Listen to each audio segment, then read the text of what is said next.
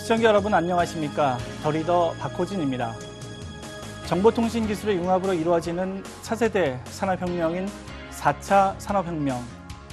우리 정부는 4차 산업혁명에 대한 대응 계획을 수립하고 실행하고 있는데요. 이러한 계획과 실행을 속도감 있게 추진하는 곳이 있죠. 바로 대통령 직속 4차 산업혁명위원회입니다. 오늘 더 리더는 문재인 정부의 경제혁신과 미래 먹거리 발굴을 이끌 수장으로 지난 9월에 취임한 4차 산업혁명위원회 장병규 위원장을 모셨습니다. 국민들이 체감할 수 있는 4차 산업혁명 정책 추진을 위한 노력과 앞으로의 구상에 대해 말씀 나눠보겠습니다.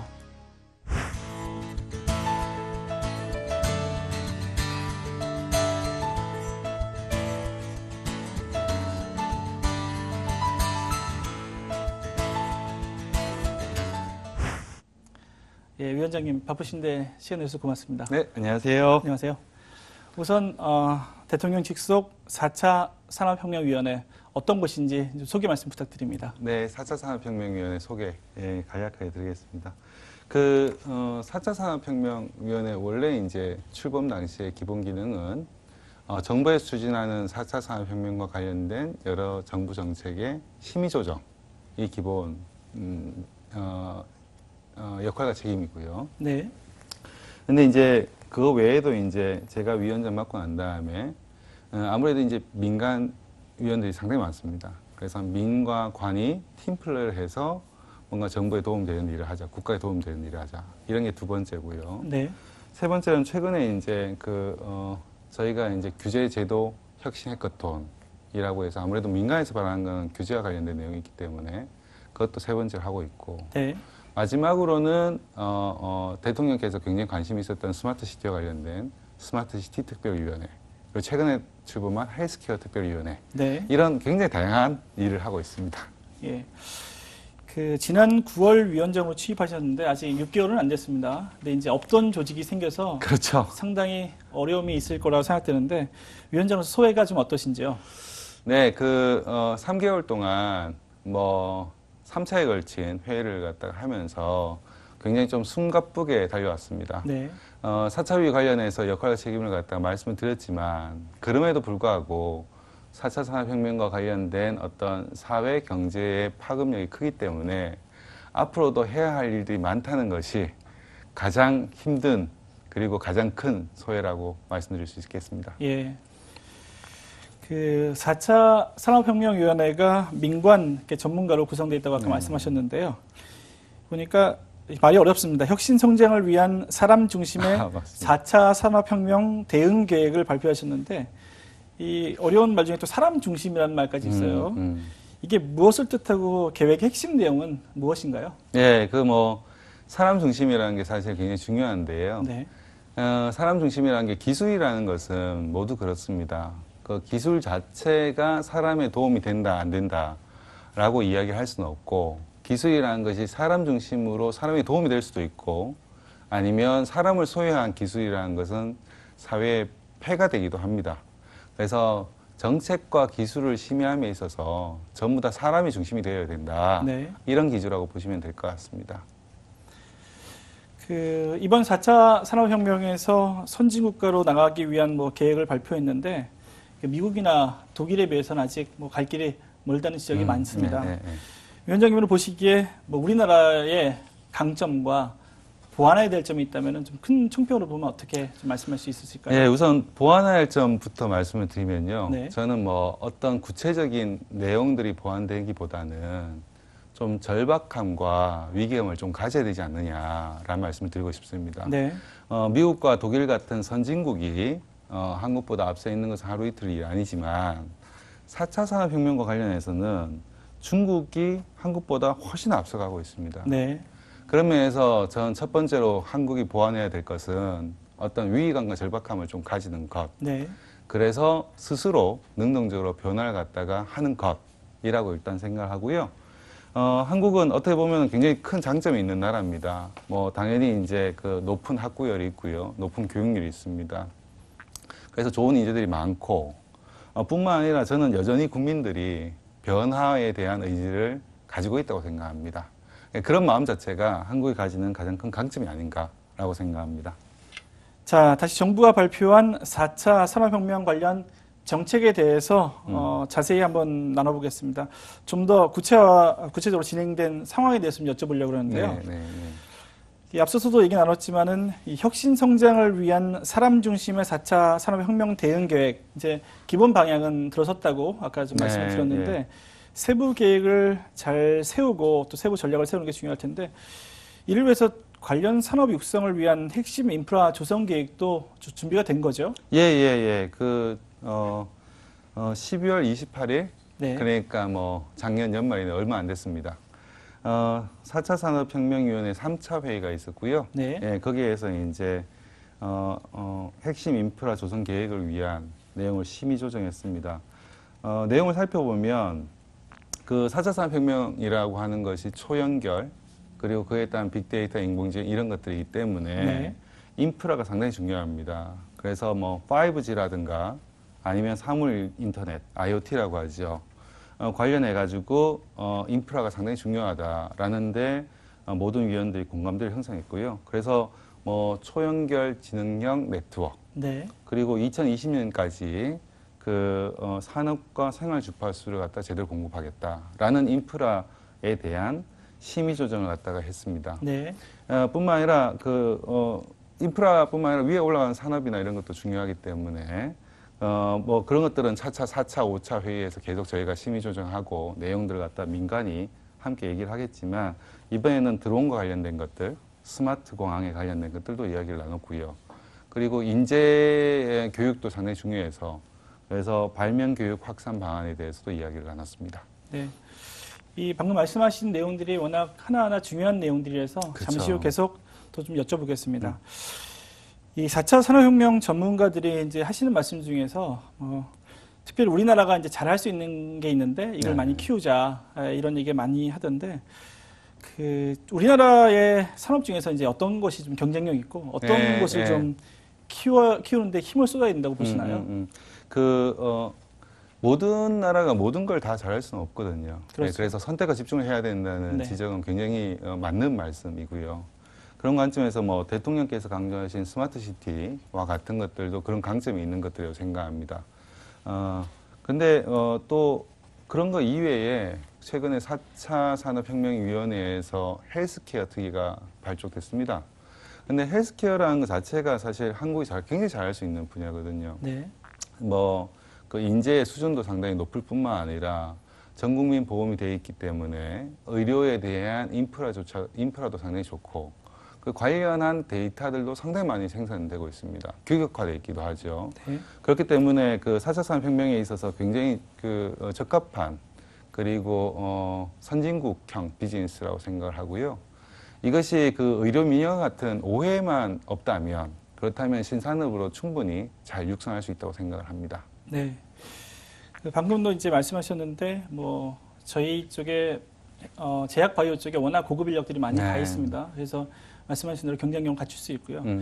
사실 이제 어떤 일을 하든지 인력이 제일 중요한데 맞습니다. 사람이 중요한데 네.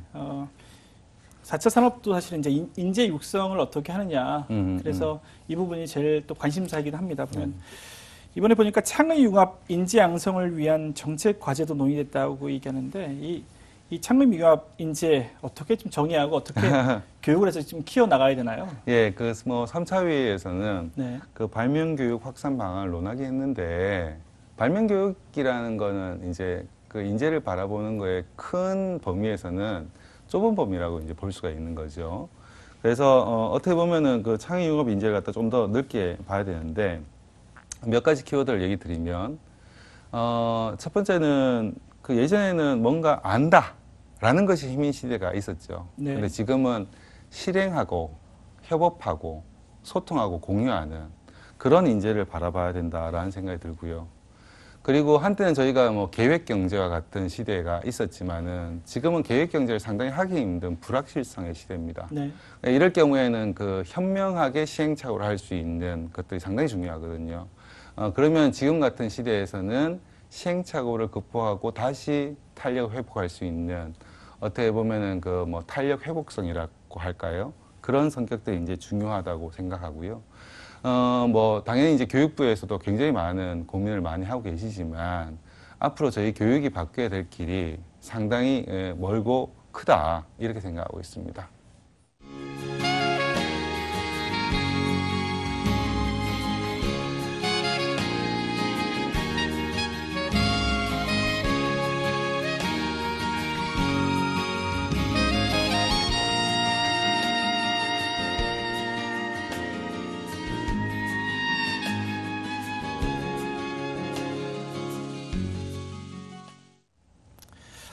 우리나라는 그 신산업 발전에 있어서 뭐 걸림돌로 얘기할 때 항상 나오는 얘기가 있죠. 바로 규제 장벽이 높다 이 얘기인데요. 정부가 지난 12월 28일 날 확정한 2018년 경제 정책 방향을 봐도 핵심 선도 사업에 이제 규제 샌드박스가 본격 추진될 계획이다 이렇게 얘기하는데 이게 규제 샌드박스가 이제 각종 규제가 없이 뭐 새로운 기술이나 서비스를 시험해 볼 수 있다고 그렇죠, 하는 제도로 그렇죠. 알고 있는데요. 맞습니다. 예. 대표적으로 이제 얘기되어 있는 이 신산업들이 여기 어떤 게 포함될까요? 지금 정부에서 이제 그 4차 회에서도 관심 가지고 있는 부분은 규제제도 혁신 해커톤에 대한 얘기고 네. 정부에서 지금 현재 말씀하신 것들에 대해서 가지고 있는 그 선도 과제들은 한 8개 정도가 되고 있습니다. 네. 예, 실제로 뭐 그 스마트 공장이라든가 스마트팜이라든가 핀테크, 에너지 신산업, 스마트 시티, 드론 자율주행차, 초연결 지능화까지 8대 신산업 정도를 갖다가 생각을 하고 있고요. 대통령께서 그 선도 사업들을 좀 속도감 있게 추진하자라는 말씀을 작년에 한 두세 차례에 걸쳐서 하셨습니다. 그래서 각 정부 부처마다 선도 사업들, 각 부처가 중점적으로 추진할 것들 갖다가 정했고요. 네. 그 부분에 있어서는 말씀하신 규제 샌드박스 같은 것들을 도입해서라도 속도감 있게 추진하자라고 공감대가 형성되어 있습니다. 예. 8개 산업들이 정말 다 지금 필요하고 핫한 산업들인데 네, 그렇습니다. 예, 예. 잘 적용이 됐으면 좋겠습니다. 네. 이 신산업 규제 완화가 예고되면서 구체적인 방향들이 이제 뭐 마련되고 있다고 좀 알고 있습니다. 근데 그 과정에서 최근에 이제 규제 제도 혁신 해커톤 한마디로 이제 끝장 토론 얼마 전에 하셨는데요. 네, 네. 예, 어떤 분들이 모이셨고 어떤 내용들이 좀 오가나요? 예. 일단 뭐 끝장 토론이라고 하니까 조금 이렇게 강한 어떤 느낌이 드는데요. 네. 예, 그것보다는 분위기는 상당히 화기애애했다. 네. 이런 말씀 드리고 싶고요. 저희가 원래 5가지 주제로 하기로 했었는데 한 2가지 정도는 좀 지연이 됐습니다. 예, 그래서 1월 달 말쯤에 아마 2가지 정도 하게 될 것 같고요. 3가지 정도 핀테크, 위치 정보 보호, 혁신 의료기기 이렇게 네. 한 3가지 정도 주제를 얘기했는데요. 일단 규모부터 말씀을 드리면 전체적으로 해서 토론에 참여한 분만 한 5, 60명 정도 됩니다. 네. 그러면 한 가지 과제에 대해서 한 20분 정도가 모인 거거든요. 예, 그래서 각 주제별로는 민간과 그리고 정부 각 부처에 필요한 분들이 전부 다 모였다. 네. 이렇게 생각해 주시면 될 것 같습니다. 그래서 실제로 핀테크나 뭐 혁신 의료기기 같은 것들은 조금 범위가 넓거든요. 예, 그래서 핀테크의 일부 그리고 혁신 의료기기의 일부 이렇게 좀 다뤘다 이렇게 보시면 될 것 같습니다. 예. 제가 산업적으로 봐도 굉장히 의미 있는 일이 시작됐다라고 네. 사실 판단을 합니다. 네, 감사합니다. 예, 근데 규제 완화하고 이제 제도 혁신을 위해서 어떤 얘기들이 나왔는지 구체적으로 좀 들어봐야 될 것 네, 같습니다. 예. 특히 이제 조금 전에 핀테크 말씀하셨는데 이 은행이나 보험회사와 같이 금융회사로 취급하는 방안을 논의하셨다고 얘기 들었습니다. 규제를 한 번에 포괄적 네거티브 방식으로 사실 변경하기는 대단히 어려운 부분이 많을 거라고 생각됩니다. 또 어떤 방안이 좀 핀테크 쪽에서 논의됐나요? 일단 우선 말씀을 드리고 싶은 건 뭐냐면 4차 산업혁명위원회는 이런 논의가 진행되는 거에 어떤 중재자 네. 내지는 판을 까는 역할을 갖다 저희가 했습니다. 네. 그래서 뭐 위원장인 제가 어떤 발언을 갖다 하더라도 이것이 뭐 4차의 공식적인 입장이다. 내지는 이렇게 추진돼야 된다. 이런 정답으로 일단 안 비춰졌으면 좋겠다는 생각이 들고요. 네. 저희가 정답보다는 정답을 찾아가는 과정을 강조하고 있으니까요. 일단 그 점은 좀 참고해 주시면 감사드리겠습니다. 네. 핀테크 관련해 가지고는 실제 이제 기존 사업과 그리고 이제 핀테크로 새롭게 이제 혁신하고자 하는 분들 사이에 어떻게 보면은 뭐 일종의 역차별 문제, 네. 예, 내지는 뭐 어떻게 보면은 그 고객의 편의가 조금 더 예를 들면은 불편한 문제, 뭐 그런 것들이 있었습니다. 뭐 유럽연합에서도 이제 관련된 것들을 갖다가 좀 해소하고자 논의가 수년 전부터 사실은 있었고요.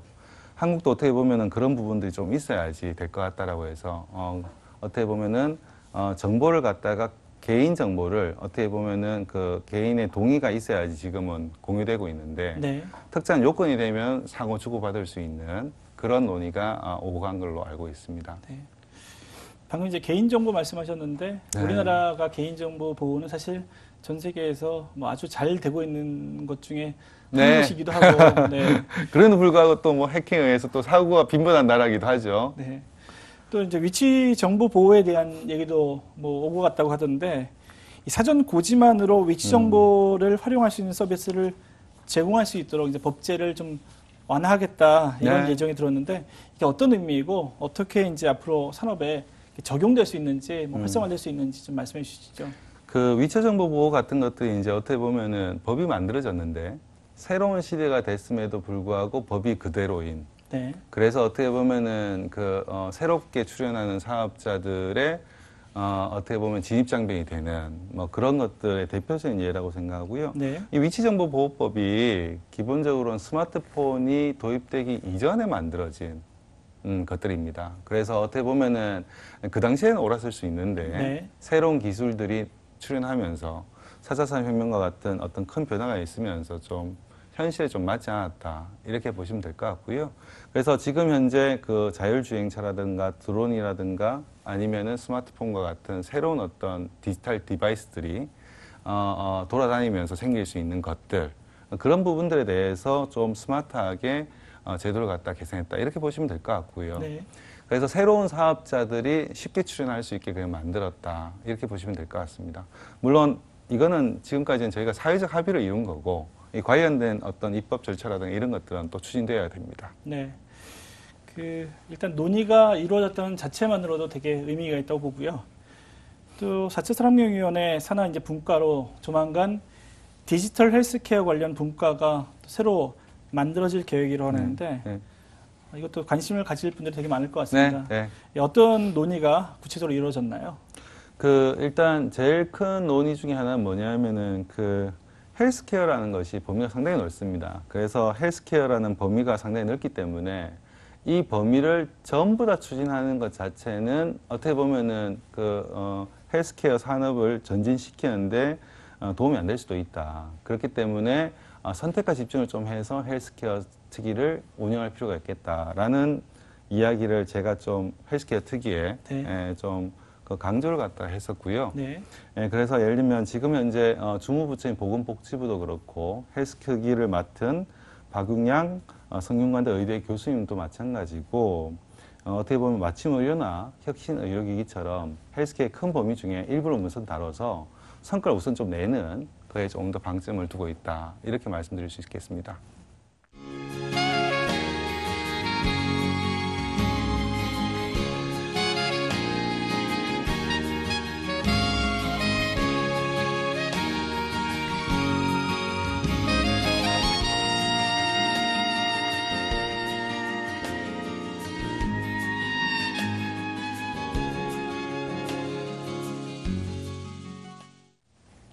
이제 해커톤이 아까 말씀드린 되게 중요한 시작인데 네.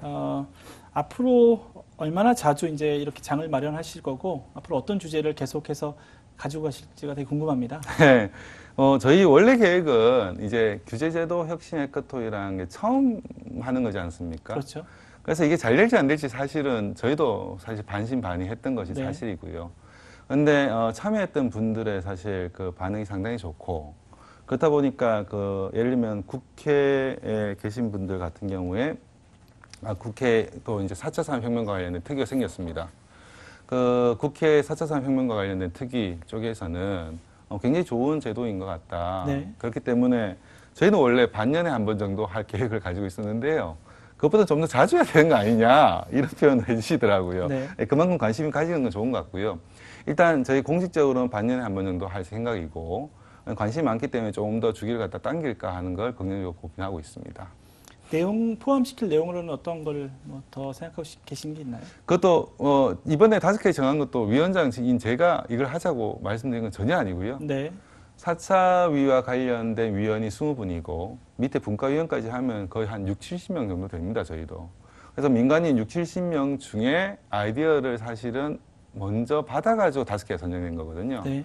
그래서 앞으로도 뭐 사회적 합의가 필요한 것들에 대해서는 위원들이 주기적으로 계속 강조를 해주실 거라고 믿고요. 그런 거에서 선별해 나가면 될 거라고 생각합니다. 네. 마지막으로 앞으로 이제 4차 산업혁명위원회 위원장으로서 어떤 노력을 해가실지 포부와 좀 계획을 듣고 이 시간 좀 마무리하겠습니다. 예, 제가 4차 산업혁명위원장을 처음 맡았을 때 그때 제가 기자간담회에서 그런 말씀을 드렸습니다. 민간 팀플레이 하겠다. 네. 위원장인 장병규는 지금까지 팀플레이 잘해왔다. 민간 팀플레이 앞으로 잘할 거라고 생각한다. 이런 말씀을 드렸고요. 근데 제가 한 3개월쯤 해보니까 민과 관만 팀플레이 해서는 안 되더라고요. 그래서 어떻게 보면은 굉장히 다양한 이해관계자들이 많고 실제 국가가 전진하고 사회적 합의를 이룬 것뿐만 아니라 이게 법제도화 되기까지는 또 굉장히 많은 이해관계자들의 참여가 필요합니다. 그래서 앞으로는 팀플레이를 더욱 극대화하겠다. 네. 이런 표현을 갖다 드리고 싶습니다.